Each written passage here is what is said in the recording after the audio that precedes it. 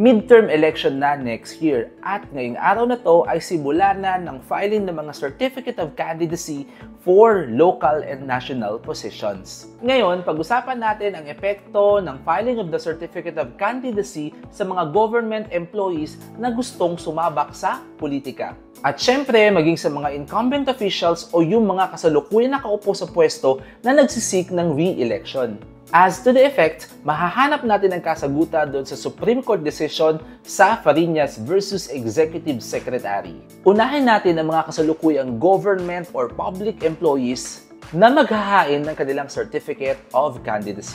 Sa Fariñas case kasi, sinabi ng Supreme Court na ang mga government employees o itong mga public employees as appointed officials ay deemed resigned na upon the filing of their Certificate of Candidacy. In short, terminated na ang kanilang appointment at hindi na sila maaaring mag-function doon sa naiwan nilang posisyon sa gobyerno.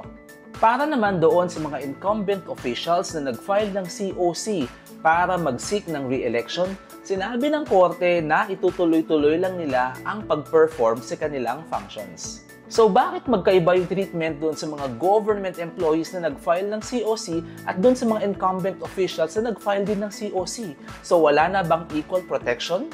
Sabi ng Supreme Court, mayroon kasing substantial difference doon sa dalawa. Ang mga government employees as appointed officials ay nakapwesto sa bisa ng designation na iginawad sa kanila ng isang appointing authority. As a general rule, ine-enjoy nila ang security of tenure at hindi sila basta-basta mapapaalis sa pwesto kung walang valid grounds. On the other hand, ang mga elective officials naman ay nasa pwesto dahil sa mandato na ibinigay sa kanila ng electorate o ng mga botante. Sila ay naluklok sa pwesto only for a definite term. Maaari rin silang matanggal only upon stringent conditions.